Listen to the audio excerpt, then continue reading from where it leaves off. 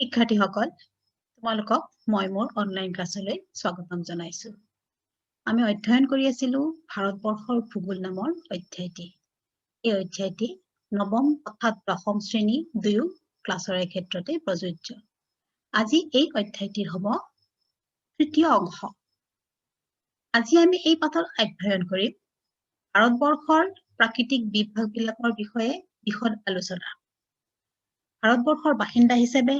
ভাৰতবৰ্ষৰ কোনখিনি ঠাইত কি প্ৰাকৃতিক ভূ-অৱয়ব আছে সেই কথা জনাটো আমাৰ অত্যন্ত দৰকাৰী। এই শিক্ষাৰ্থীসকল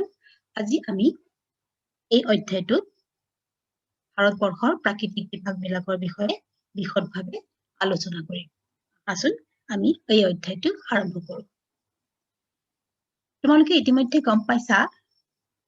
ভাৰতবৰ্ষত সকলো ধৰণৰ ভূ-প্ৰাকৃতিক অৱয়ৱেই আছে। সেয়েহে ভাৰতবৰ্ষৰ ভূ-প্ৰকৃতি অতি বৈচিত্ৰ্যপূৰ্ণ। ভাৰতবৰ্ষত পাহাৰ, পৰ্বত, মালভূমি, সমভূমি, মৰুভূমি, উপকূল অঞ্চল, দ্বীপপুঞ্জ ইত্যাদি সকলো ধৰণৰ ভূ-প্ৰাকৃতিক বিভাগেই আছে। ভূ-প্ৰাকৃতিক গঠন আৰু বৈশিষ্ট্যৰ ওপৰত ভিত্তি কৰি দেশখনক মুঠতে 5টা ভাগত বিভক্ত কৰিব পাৰি। যেনে উত্তৰৰ হিমালয় পাৰ্বত্য অঞ্চল, খ হৈছে উত্তৰ ভাৰতৰ সমভূমি অঞ্চল, গ হৈছে দাক্ষিণাত্য মালভূমি অঞ্চল, উপকূল অঞ্চল আৰু দ্বীপপুঞ্জ অঞ্চল। কাষত থকা মানচিত্ৰখনত তোমালোকক এইদৰে ভূ-প্ৰাকৃতিক বিভাগবিলাক দেখুৱাই দিয়া হৈছে। ক উত্তৰ হিমালয় পাৰ্বত্য অঞ্চল, খ হৈছে উত্তৰ ভাৰতৰ সমভূমি অঞ্চল, এয়া গ হৈছে দক্ষিণৰ দাক্ষিণাত্য মালভূমি অঞ্চল, ঘ হৈছে এয়া পশ্চিমৰ উপকূল অঞ্চল আৰু এয়া ঘ হৈছে পূবৰ উপকূল অঞ্চল। আৰৱ সাগৰ আৰু বংগোপসাগৰত থকা দ্বীপসমূহক আন এটা ভূ-প্ৰাকৃতিক বিভাগ হিচাপে চিনাক্ত কৰিব পাৰি। সেয়েহে আন এটা আমি ভাগ দিয়া হৈছে দ্বীপপুঞ্জ অঞ্চল। পুঙ হৈছে আৰৱ সাগৰত থকা দ্বীপৰ দ্বীপপুঞ্জ অঞ্চল আৰু এয়া হৈছে বংগোপসাগৰত থকা আন্দামান নিকোবৰ দ্বীপপুঞ্জ অঞ্চল। ছাত্ৰীসকল, এতিয়া আমি এই গোটেইকেইটা অঞ্চলৰ বিষয়ে বিশদভাৱে আলোচনা কৰিম। প্ৰথমতেই চোৱা উত্তৰৰ হিমালয় পাৰ্বত্য অঞ্চল। ছাত্ৰ-ছাত্ৰীসকল, তোমালোক সকলোৱে জানা যে হিমালয় হৈছে পৃথিৱীৰ সৰ্বোচ্চ পৰ্বত। হিমালয় আৰু ইয়াৰ ঠাল ঠেঙুলিবোৰক একেলগে হিমালয় পৰ্বতমালা বুলি কোৱা হয়। মালা মানে কি? মালা শব্দৰ অৰ্থ হৈছে একেলগে থকা বহু, ইয়াত এই ক্ষেত্ৰত পৰ্বত একেলগে থকা বুজাব। যেনেকে ফুলৰ মালাত কেইবাটাও ফুল থাকে, কেইবাটাও ফুলেৰে এডাল ফুলৰ মালা গঠন কৰা হয়, ঠিক তেনেকে এই হিমালয় পৰ্বতমালা বুলি কিয় কোৱা হৈছে? কিয়নো এই অঞ্চলত, এই পাৰ্বত্য অঞ্চলত কেৱল এখনেই পৰ্বত নাই, কেইবাখনো পৰ্বত আছে। অৰ্থাৎ হিমালয় আৰু ইয়াৰ ঠাল ঠেঙুলিবিলাকক একেলগে হিমালয় পৰ্বতমালা বুলি কোৱা হৈছে। ছাত্ৰ-ছাত্ৰীসকল, এই পৰ্বতমালা কিন্তু ভাৰতবৰ্ষৰ বাহিৰেও নেপাল, ভূটান আৰু চীন দেশলৈকে বিস্তৃত হৈ আছে। অৱস্থিতি আৰু বিস্তৃতি চোৱা, আমি কিন্তু ভাৰতবৰ্ষত থকা হিমালয়ৰ অঞ্চলৰ কথাহে আলোচনা কৰিম। যিহেতু আমি ভাৰতবৰ্ষৰ কথা আলোচনা কৰি আছো, সেয়েহে ভাৰতত হিমালয়ৰ অৱস্থিতি আৰু বিস্তৃতি কেনেকুৱা এই বিষয়ে আমি এই শ্ৰেণীটোত আলোচনা কৰিম। হিমালয় পাৰ্বত্য অঞ্চলটো ভাৰতৰ উত্তৰ সীমাৰ লগতে সংলগ্ন হৈ আছে। ই কাশ্মীৰৰ নংগ পৰ্বত, এইখিনি অঞ্চলত নংগ পৰ্বত অৱস্থিত, আৰু পূবৰ এইখিনি অঞ্চলত নামচা বাৰৱা, অৰুণাচল প্ৰদেশৰ নামচা বাৰৱা অৱস্থিত। কাশ্মীৰৰ নংগ পৰ্বতৰ পৰা অৰুণাচল প্ৰদেশৰ নামচা বাৰৱালৈকে হিমালয় পৰ্বতমালা বিস্তৃত হৈ আছে। ভাৰতবৰ্ষত হিমালয় পৰ্বতমালাৰ দৈৰ্ঘ্য প্ৰায় 2500 কিলোমিটাৰ, বহল প্ৰায় 240 কিলোমিটাৰৰ পৰা 500 কিলোমিটাৰ। ঠায়ে ঠায়ে হিমালয় পৰ্বতমালা বৰ বহল, কাশ্মীৰৰ অঞ্চলত বৰ বহল, আৰু ঠায়ে ঠায়ে ইয়াৰ প্ৰস্থ কমি যায়। সেয়েহে হিমালয় পৰ্বতমালা ভাৰতবৰ্ষত 240 কিলোমিটাৰৰ পৰা 500 কিলোমিটাৰলৈকে বহল আছে। হিমালয় পৰ্বতমালাৰ উচ্চতা সাগৰ পৃষ্ঠৰ পৰা প্ৰায় 8000 মিটাৰৰো অধিক। আমি জানো যে হিমালয় পৰ্বতমালাত অৱস্থিত এভাৰেষ্ট শৃংগ হৈছে বিশ্বৰ ভিতৰত আটাইতকৈ ওখত থকা শৃংগ, আৰু এভাৰেষ্ট শৃংগৰ উচ্চতা হৈছে 8848 মিটাৰ। গতিকে ছাত্ৰ-ছাত্ৰীসকল, হিমালয় পৰ্বতমালাৰ উচ্চতা সাগৰ পৃষ্ঠৰ পৰা 8000 মিটাৰৰো অধিক। মাটিকালি প্ৰায় 5 লাখ বৰ্গ কিলোমিটাৰ জুৰি মাটিকালি আছে। এতিয়া আহা এই হিমালয় পৰ্বতমালাৰ ইতিহাস সম্পৰ্কে কিছু কথা জানি লওঁ। হিমালয় পৰ্বতমালা কেনেকৈ আৰু কেতিয়া গঠন হৈছিল বা সৃষ্টি হৈছিল। হিমালয় পৰ্বতমালা টাৰ্চিয়াৰী যুগত সৃষ্টি হৈছিল বুলি ভূবিজ্ঞানীসকলে ঠাৱৰ কৰিছে। এই টাৰ্চিয়াৰী যুগ মানে কি? আজিৰ পৰা প্ৰায় 6.5 কোটি বছৰ আগৰ যিটো কাল, সেই কালটো বা যুগটো টাৰ্চিয়াৰী যুগ বুলি কোৱা হয়। আৰু সেইখিনি সময়ত হিমালয় পৰ্বতমালা সৃষ্টি হৈছিল বুলি ভূবিজ্ঞানীসকলে মনস্থ কৰিছে। এইখিনি সময়ত আজি হিমালয় পৰ্বতমালা য'ত অৱস্থান কৰিছে তাত কিন্তু এখন সাগৰ আছিল, দীঘলীয়া ঠেক এখন সাগৰ আছিল। এই অঞ্চলত এখন সাগৰ আছিল আৰু এই সাগৰখনৰ নাম আছিল তেথিছ। এই তেথিছ সাগৰৰ উত্তৰৰ ভাগটোক আংগাৰালেণ্ড বুলি কোৱা হয় আৰু দক্ষিণৰ ভাগটোক গণ্ডৱানালেণ্ড নামেৰে জনা গৈছিল। এই দুই ভূখণ্ডৰ পৰা অৰ্থাৎ আংগাৰালেণ্ড আৰু গণ্ডৱানালেণ্ডৰ পৰা ক্ষয়ীভূত গেট আহি তেথিছ সাগৰত জমা হৈছিল। বিভিন্ন ধৰণৰ বাহ্যিক কাৰকৰ ফলত ক্ষয়ীভৱন প্ৰক্ৰিয়াৰে আংগাৰালেণ্ড আৰু গণ্ডৱানালেণ্ডত ক্ষয়ীভৱন হৈছিল আৰু সেই গেটবিলাক, ক্ষয়ীভূত গেটবিলাক আহি এই তেথিছ সাগৰত জমা হৈছিল। কালক্ৰমত গধুৰ হৈ অহা গেটবোৰৰ হেঁচাত আংগাৰালেণ্ড দক্ষিণলৈ আৰু গণ্ডৱানালেণ্ডে উত্তৰলৈ গতি কৰিবলৈ আৰম্ভ কৰিলে। গণ্ডৱানালেণ্ডে দক্ষিণলৈ গতি কৰিবলৈ আৰম্ভ কৰিলে আৰু আংগাৰালেণ্ডে দক্ষিণলৈ গতি কৰিবলৈ আৰম্ভ কৰিলে আৰু গণ্ডৱানালেণ্ডে উত্তৰলৈ গতি কৰিবলৈ আৰম্ভ কৰিলে। আৰু এইদৰে গতি কৰাৰ ফলত মাজৰ তেথিছ সাগৰত যে জমা হৈছিল গেটবোৰ, এই গেটবোৰ চেপা খাই ওপৰলৈ উঠি আহিবলৈ ধৰে আৰু পিছত কঠিন পৰ্বতৰ আকাৰ লৈ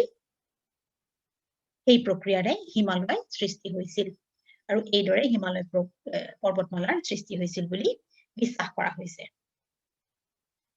চেপা খাই ওপৰলৈ উঠি অহা গেটবোৰে ঢৌৰ আকাৰ লৈ ভংগীল পৰ্বতৰ সৃষ্টি কৰিছিল আৰু সেইবাবে হিমালয় ভংগীল পৰ্বতশ্ৰেণী বুলি কোৱা হয়।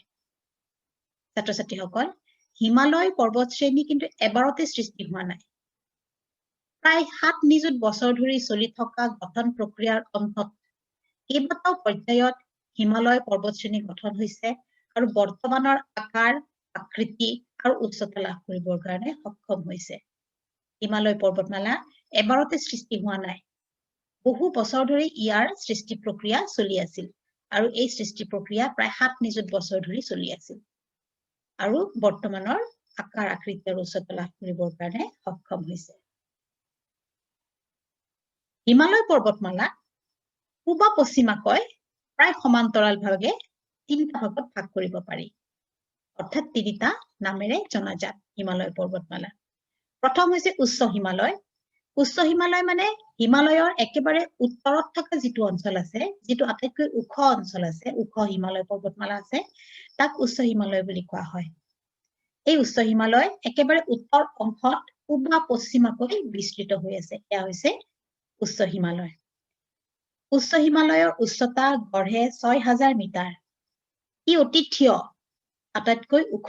আৰু এই উচ্চ হিমালয়তে এভাৰেষ্ট শৃংগ তথা কাঞ্চনজংঘা, গডৱিন অষ্টিন ইত্যাদি, নংগা পৰ্বত, অলকানন্দা পৰ্বত ইত্যাদি শৃংগবিলাক আছে। আৰু এই উচ্চ হিমালয়ৰ ঢাল ক্ৰমে উত্তৰলৈকে কমি গৈছে আৰু চীন দেশত থকা তিব্বত মালভূমিত মিলিত হৈছে। ইয়াৰ পিছৰ ভাগটো হৈছে নিম্ন হিমালয়। উচ্চ হিমালয়ৰ দক্ষিণত যিটো ভাগ আছে তাক কোৱা হয় নিম্ন হিমালয়। উচ্চ হিমালয়ৰ লগতে লাগি থকা দক্ষিণৰ পৰ্বতশ্ৰেণীটোৱে হৈছে নিম্ন হিমালয় আৰু ইয়াৰ গড় উচ্চতা হৈছে 4000 মিটাৰ আৰু ই বহলে 60 পৰা 80 কিলোমিটাৰ। নিম্ন হিমালয়ৰ দক্ষিণলৈ লগতে লাগি আছে বহি হিমালয়। নিম্ন হিমালয়ৰ দক্ষিণত যিটো পৰ্বতশ্ৰেণী আছে তাক কোৱা হয় বহি হিমালয় আৰু এই বহি হিমালয় তুলনামূলকভাৱে চাপৰ আৰু ইয়াৰ গড় উচ্চতা হৈছে 1000 মিটাৰ। বহি হিমালয় দক্ষিণলৈ ক্ৰমে চাপৰ হৈ গৈ উত্তৰৰ সমভূমি অঞ্চলত লগ লাগিছে। প্ৰায় 15 পৰা 50 কিলোমিটাৰ বহল এই বহি হিমালয়ক ঠায়ে ঠায়ে শিৱালিক বুলিও জনা যায় উত্তৰ পূব ভাৰতৰ পূব আৰু দক্ষিণ অংশত পৰ্বত পাহাৰেৰে আগুৰি আছে হিমালয় পৰ্বতমালাৰ লগত সংযোগ হৈ থকা কাৰণে লগ লাগি থকাৰ কাৰণে এই পাৰ্বত্য অঞ্চলকো হিমালয় পাৰ্বত্য অঞ্চলৰ লগতে সামৰি ল'ব পাৰি কিন্তু ছাত্ৰ-ছাত্ৰীসকল মেঘালয়ত থকা গাৰো খাচী জয়ন্তীয়া পৰ্বত যি আছে হেয়া কিন্তু দাক্ষিণাত্য মালভূমিৰহে অংশ বিশেষ দ্বিতীয়তে আহা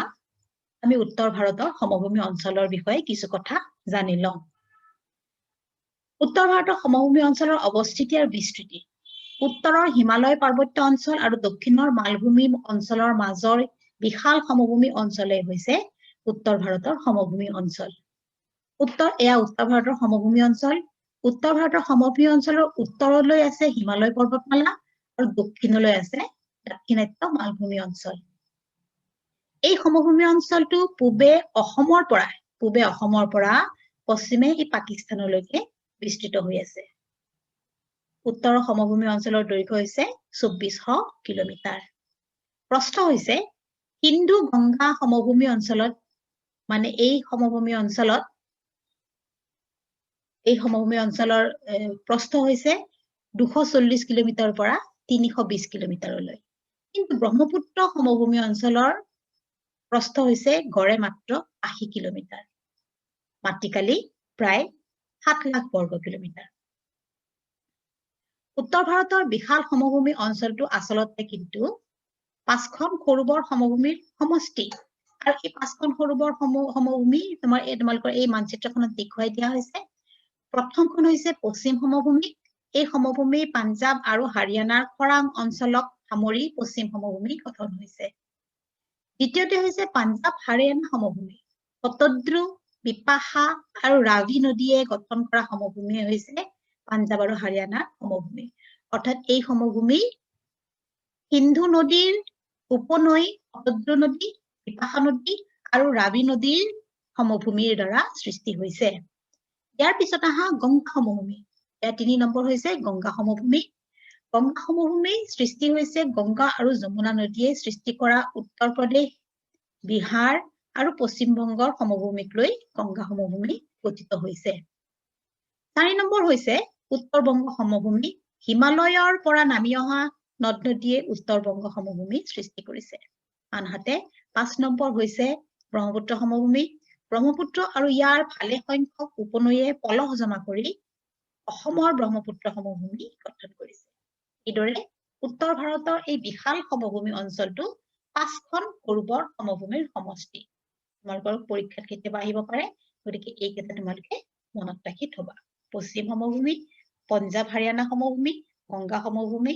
উত্তৰ সমভূমি আৰু ব্ৰহ্মপুত্ৰ সমভূমি হিমালয় পাৰ্বত্য অঞ্চলৰ পৰা বৈ অহা 3খন প্ৰধান নদী হৈছে সিন্ধু গংগা আৰু ব্ৰহ্মপুত্ৰ আৰু এই 3খন প্ৰধান নদী আৰু ইহঁতৰ অসংখ্য উপনৈয়ে উত্তৰ ভাৰতৰ সমভূমি অঞ্চলটো গঠন কৰিছে উত্তৰ ভাৰতৰ এই সমভূমি অঞ্চলটো গঠন কৰা মূল 3খন নদী হৈছে সিন্ধু গংগা আৰু ব্ৰহ্মপুত্ৰ নদী এই বিশাল সমভূমি অঞ্চলটো সাৰুৱা মাটি সুচল যাতায়াত ব্যৱস্থা তথা কৃষি কাৰ্যৰ বাবে সুবিধাৰ কাৰণে ঘন জনবসতিপূৰ্ণ সিন্ধু নদীৰ বিষয়ে চাই লোৱা ছাত্ৰ-ছাত্ৰীসকল সিন্ধু নদী আৰু ইয়াৰ উপনৈ বিশেষকৈ শতদ্ৰু বিপাশা আৰু ৰাভি নদীয়ে কঢ়িয়াই অনা পলসুৱা গেদ পাঞ্জাব আৰু হাৰিয়ানাৰ পূবংশত জমা হৈ সাৰুৱা সমতল ভূমি গঠিত হৈছে আৰু এই সমভূমিটোৰ অঞ্চলটো প্ৰায় 1.7 লাখ বৰ্গ কিলোমিটাৰ আগুৰি আছে এয়া হৈছে সিন্ধু নদীয়ে সৃষ্টি কৰা উত্তৰ ভাৰতৰ সমভূমি অঞ্চল আনহাতে উচ্চ হিমালয়ৰ গংগোত্ৰী নামৰ হিমবাহৰ পৰা গংগা নদী ওলাই আহি উত্তৰ প্ৰদেশ বিহাৰ আৰু পশ্চিম বংগৰ মাজেৰে বৈ গৈ বাংলাদেশ পাইছেগৈ আৰু অৱশেষত বংগোপসাগৰত পৰিছে গংগা আৰু ইয়াৰ অসংখ্য উপনদী যেনে অলকানন্দা যমুনা ৰামগংগা গোমতী ঘাগ্ৰা গণ্ডক সোণ কুশি ইত্যাদিয়ে হিমালয় অঞ্চলৰ পৰা যি গেদ কঢ়িয়াই আনে বালি বোকা কঢ়িয়াই আনে এইবোৰ জমা কৰি গংগা সমভূমিৰ সৃষ্টি কৰিছে আৰু এই সমভূমিয়ে মুঠ 3.57 লাখ বৰ্গ কিলোমিটাৰ আগুৰি আছে আনহাতে সোৱা ব্ৰহ্মপুত্ৰ নদী চীন দেশৰ তিব্বত মালভূমিত থকা সেমা ইয়ংডুং নামৰ হিমবাহৰ পৰা উৎপত্তি হৈ ভাৰতীয় ভূখণ্ডত প্ৰৱেশ কৰি এই নদী অৰুণাচল প্ৰদেশ আৰু অসমৰ মাজেৰে বৈ গৈ বাংলাদেশত প্ৰৱেশ কৰিছে পিছত ই গংগাৰ লগত মিলিত হৈছে আৰু অৱশেষত বংগোপসাগৰত পৰিছে অসমৰ মাজে মাজে বৈ যোৱা এই নদীখনৰ দৈৰ্ঘ্য হৈছে প্ৰায় 700 কিলোমিটাৰ আৰু এই 700 কিলোমিটাৰ পথছোৱাত উত্তৰ পাৰৰ আৰু দক্ষিণ পাৰৰ বহুতো উপনদী যেনে সোৱণশিৰি জিয়া ভৰালী ধনশ্ৰী পুঠিমাৰী পাগলাদিয়া মানাহ বুঢ়ীদিহিং দিচাং দিখৌ কপিলি কলং কৃষ্ণা ইত্যাদিয়ে হিমালয় অঞ্চলৰ পৰা কঢ়িয়াই অনা বালি বুকাৰ গেট জমা হৈ ব্ৰহ্মপুত্ৰ সমভূমিৰ সৃষ্টি কৰিছে আৰু এই সমভূমিয়ে প্ৰায় 1.68 লাখ বৰ্গ কিলোমিটাৰ অঞ্চল আগুৰি আছে বাৰিষা কালত এই সমভূমি অঞ্চলত প্ৰবল বানপানীৰ কবলত পৰে উত্তৰ ভাৰতৰ পলসুৱা হিন্দু গংগা ব্ৰহ্মপুত্ৰ সমভূমিৰ পশ্চিম অংশত ৰাজস্থানৰ শুকান সমভূমি অঞ্চলটো অৱস্থিত এইখিনি অঞ্চলত ইয়াতে শুকান সমভূমি অঞ্চলটো অৱস্থিত আৰু এই অঞ্চলটো থৰ মৰুভূমি নামেৰে জনা যায় ছাত্ৰ-ছাত্ৰীসকল এটা কথা তোমালোকে শিকিবা যে উত্তৰ ভাৰতৰ সমভূমি অঞ্চলৰ দক্ষিণত ত্ৰিভুজ আকাৰৰ যি ভূ-অৱয়ব আছে ইয়াকে দাক্ষিণাত্য মালভূমি বুলি জনা যায় এই মালভূমি অঞ্চলটো অতি কঠিন শিলাৰে গঠিত হৈছে আৰু ই আটাইতকৈ আগতে গঠিত হৈছে বিন্ধ্য সাতপুৰা মহাদেৱ আৰু মহাকাল পৰ্বতে এই সমগ্ৰ মালভূমিটো উত্তৰৰ আৰু দক্ষিণৰ দুটা ভাগত বিভক্ত কৰিছে ইয়াৰে উত্তৰৰ ভাগটোক মালৱা মালভূমি আৰু চটনাগপুৰ মালভূমি নামেৰে জনা যায় উত্তৰ ভাগত দুটা মালভূমি আছে সৰু সৰু পশ্চিমৰ পিনে এয়া হৈছে মালৱা মালভূমি আৰু পূবলৈ এয়া চটনাগপুৰ মালভূমি দক্ষিণৰ অংশটো যথেষ্ট ডাঙৰ এই অংশটোত সাতপুৰা মহাদেৱ আৰু মহাকাল পৰ্বতৰ পৰা দক্ষিণে কুমাৰিকা পৰ্যন্ত বিস্তৃত হৈ আছে দক্ষিণৰ এই মালভূমি অঞ্চলৰ পশ্চিম সীমাত লগলাগি আছে পশ্চিম ঘাট পৰ্বত শ্ৰেণী আৰু পূব সীমাত আছে পূৰ্ব ঘাট পৰ্বত শ্ৰেণী দাক্ষিণাত্য মালভূমি পশ্চিম ঘাট পৰ্বতৰ ফালে ওখ আৰু পূবলৈ ক্ৰমে চাপৰ আৰু এঢলীয়া ইয়াতে এটা ক্ৰছ সেকশন দেখুওৱা হৈছে যদি আমি দাক্ষিণাত্য মালভূমি এনেকে কাটি দিওঁ তেতিয়াহ'লে কেনেকুৱা নহ'ব এয়া হৈছে আৰৱ সাগৰৰ পৰা এয়া হৈছে পশ্চিম ঘাট পৰ্বত ওখ এই চিত্ৰখনতে গম পাবা তোমালোকে যে পশ্চিম ঘাট পৰ্বত পূৰ্ব ঘাট পৰ্বততকৈ ওখ আৰু পশ্চিম ঘাট পৰ্বত পূবলৈ ক্ৰমে এঢলীয়া হৈ নামি গৈছে আৰু এয়া পূৰ্ব ঘাট পৰ্বত এয়া আৰম্ভ হৈছে আৰু শেষত বংগোপসাগৰলৈকে এঢলীয়া হৈ গৈছে সেইবাবে দক্ষিণৰ প্ৰায় আটাইবোৰ নদীয়ে পশ্চিমৰ পৰা পূবলৈ বৈ গৈ বংগোপসাগৰত পৰিছে অৱশ্যে বিন্ধ্য আৰু সাতপুৰা পৰ্বতৰ মাজৰ অংশটো পূবৰ পৰা পশ্চিমলৈ ঢাল খোৱা এইখিনি অঞ্চলত বিন্ধ্য আৰু সাতপুৰা অঞ্চল এইখিনি অঞ্চলত পূবৰ পৰা পশ্চিমলৈ ঢাল খোৱা সেয়েহে ইয়াত দুখন নদী বৈ যায় মানে আৰৱ সাগৰলৈকে দুখন নদী বৈ গৈছে আৰু এই নদী দুখনৰ নাম হৈছে নৰ্মদা আৰু তাপ্তি আৰু আনহাতে বাকি আটাইবোৰ নদীয়ে মহানদী গোদাবৰী কৃষ্ণা কাবেৰী এই আটাইবোৰ নদীয়ে বংগোপসাগৰলৈকে বৈ গৈছে দাক্ষিণাত্য মালভূমি অঞ্চল কেনেকুৱা চাই লোৱা মালভূমি অঞ্চলৰ যে ওখ কিন্তু ওপৰৰ অংশ সমান তোমালোকক মই আগতে কৈছিলো মালভূমি মানে কি ওখ সমান অঞ্চলকে মালভূমি বুলি জনা যায় পৰ্বত কিন্তু এনেকুৱা নহয় পৰ্বত হলে ওপৰলৈ ওখ হৈ থাকিব কিন্তু মালভূমি অঞ্চল যে সমান ওপৰখিনি সমান হৈ থাকে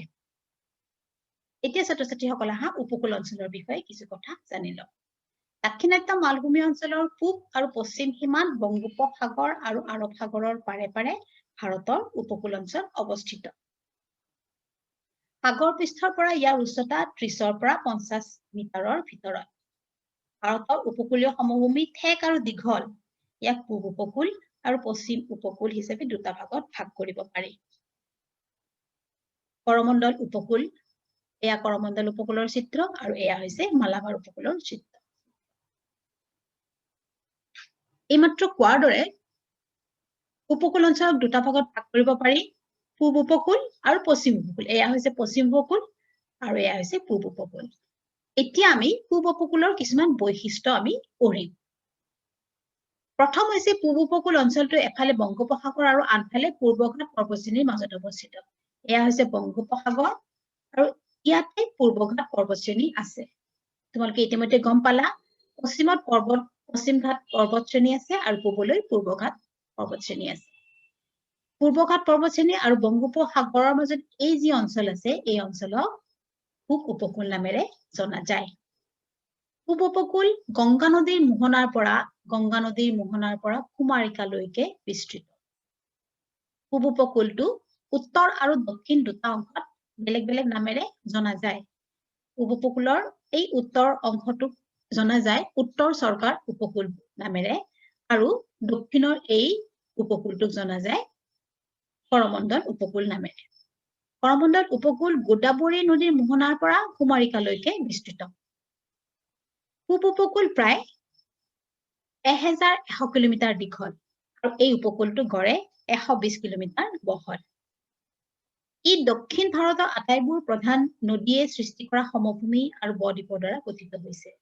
সেয়েহে পশ্চিম উপকূলটো বেছি বহল আৰু হাৰিয়া এই উপকূলত চিল্কা কোলাৰ আৰু পলিকট নামৰ তিনিটা হ্ৰদ আছে এতিয়া পশ্চিম উপকূলৰ বৈশিষ্ট্য কিছু জানি লওক পশ্চিম উপকূল অঞ্চলটো আৰব সাগৰ আৰু পশ্চিম ঘাট পৰ্বত ইয়াতে পশ্চিম ঘাট পৰ্বত অৱস্থান কৰে আৰু এইখিনি অঞ্চলকে কোৱা হয় পশ্চিম উপকূল ই কাম্বে উপসাগৰৰ পৰা কুমাৰিকালৈকে বিস্তৃত পূব উপকূলৰ দৰে এই উপকূলটো দুটা নামেৰে জনা যায় পূব উপকূলত আমি যেনেকৈ পাইছিলো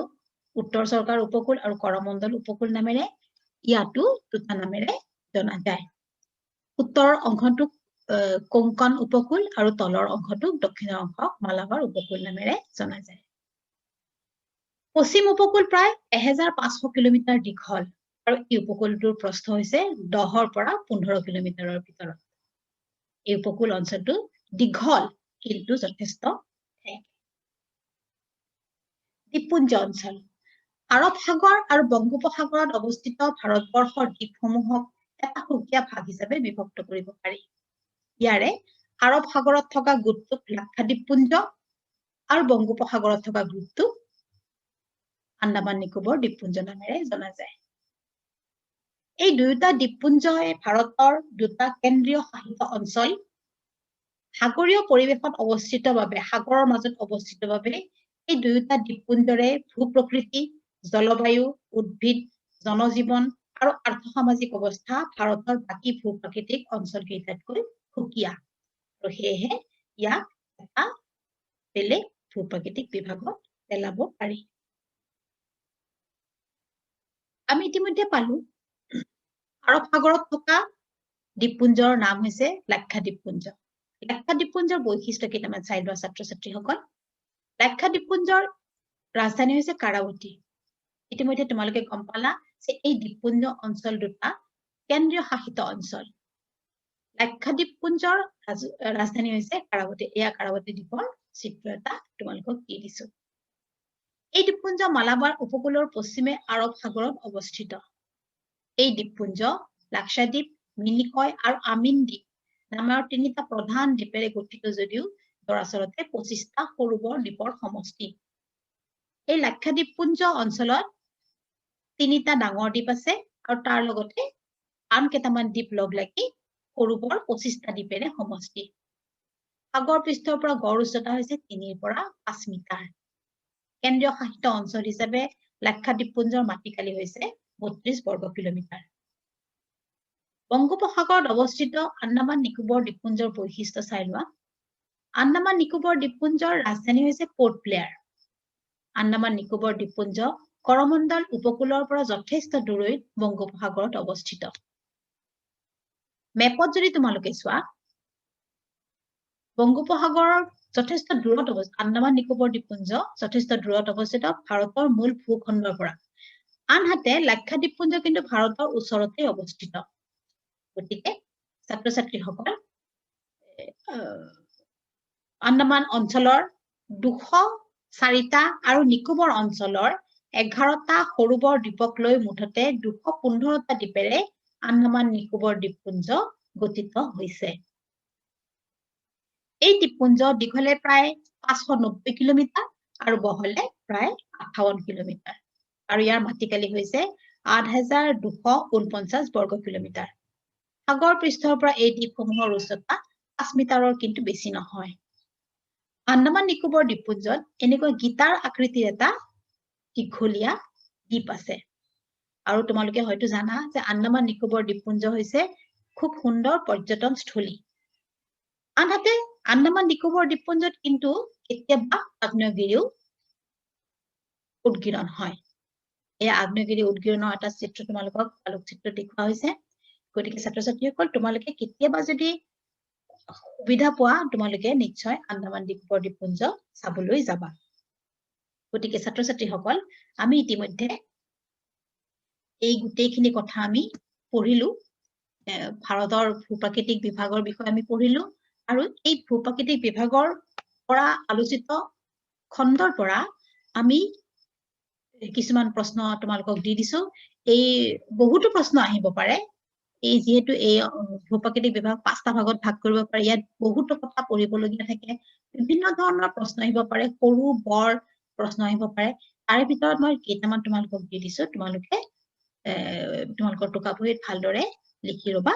আৰু ইয়াতকৈও আৰু বেলেগ বেলেগ প্ৰশ্ন উলিয়াই লবা আৰু প্ৰশ্ন উলিয়াই লৈ এইবোৰ সলভ কৰিবৰ কাৰণে সমাধান কৰিবৰ কাৰণে চেষ্টা কৰিবা ভাৰতৰ পঞ্জাৱ ৰাজ্যৰ মাজেদি প্ৰবাহিত 3খন নদীৰ নাম লিখা ভাৰতৰ পশ্চিম উপকূল অঞ্চলতকৈ পূব উপকূল অঞ্চলটো কিয় তুলনামূলকভাৱে বেছি বহল আৰু সাৰুৱা লিখা ভাৰতৰ হিমালয় অঞ্চলৰ এটি আভাস দিয়া ভাৰতবৰ্ষৰ দাক্ষিণাত্য মালভূমি অঞ্চলৰ 4টা প্ৰধান বৈশিষ্ট্য লিখা এই গোটেইখিনি কথা তোমালোকে এই ভিডিঅটো চালে গম পাবা আৰু লিখিব পাৰিবা তাৰ লগতে তোমালোকে নিজৰ কিতাপ পাঠ্যপুথিৰ এই অধ্যায়টো অলপমান ভালদৰে অধ্যয়ন কৰিবা আৰু তেতিয়া তোমালোকে সুন্দৰকৈ লিখিব পাৰিবা কিতাপত থকা কথাখিনিৰ পৰাই মই এই ভিডিঅটো তোমালোকৰ কাৰণে তৈয়াৰ কৰিছো সাজু কৰিছো আৰু এইখিনি কথা চাই থাকিলে তোমালোকে গোটেইখিনি প্ৰশ্ন উত্তৰ লিখিব পাৰিবা ভাৰতৰ প্ৰাকৃতিক বিভাগ কেইটা কি যিকোনো এটা ভাগ ব্যাখ্যা কৰা এনেকুৱা প্ৰশ্নটো প্ৰায়ে আহে মেট্ৰিক পৰীক্ষাত তোমালোকে চাই লবা ভাৰতবৰ্ষৰ পূব উপকূল আৰু পশ্চিম উপকূলৰ মাজত থকা পাৰ্থক্যবোৰ লিখা দেখো তোমালোকক দেখুৱাই দিছো তাতে পইণ্ট ওয়াইজ লিখিয়ে দিছো বৈশিষ্ট্য হিচাপত লিখি দিছো তোমালোকে সুন্দৰকে এইকেইটা পাৰ্থক্য হিচাপতো লিখিব পাৰিবা কামবে উপসাগৰৰ পৰা দুখন নদীৰ নাম লিখা আনহাতে ব্ৰহ্মপুত্ৰ নদীৰ গতিপথৰ বিষয়ে চমুকৈ লিখা আৰু বিভিন্ন ধৰণৰ প্ৰশ্ন আহিব পাৰে লাক্ষাদ্বীপপুঞ্জ আৰু আন্দামান নিকোবৰ দ্বীপপুঞ্জৰ মাজত থকা প্ৰভেদো লিখিব আহিব পাৰে দ্বীপপুঞ্জসমূহৰ প্ৰভেদ লিখিবলৈ আহিব পাৰে গতিকে তোমালোকে বিভিন্ন ধৰণৰ প্ৰশ্ন উত্তৰ তোমালোকে সাজু কৰি ৰাখিবা যেহেতু এই অধ্যায়টো খুবেই উল্লেখযোগ্য আৰু ইম্পৰ্টেন্ট কাৰি সেয়েহে ছাত্ৰ ছাত্ৰীসকল আজিলৈ এইখিনিকে মই তোমালোকক শিকালো ভালদৰে পঢ়িবা আৰু মন পুতি পঢ়িবা আৰু প্ৰশ্ন উত্তৰবিলাক লিখিবৰ কাৰণে চেষ্টা কৰিবা আজিলৈ তোমালোকক মই ইয়াতে এৰিছো ধন্যবাদ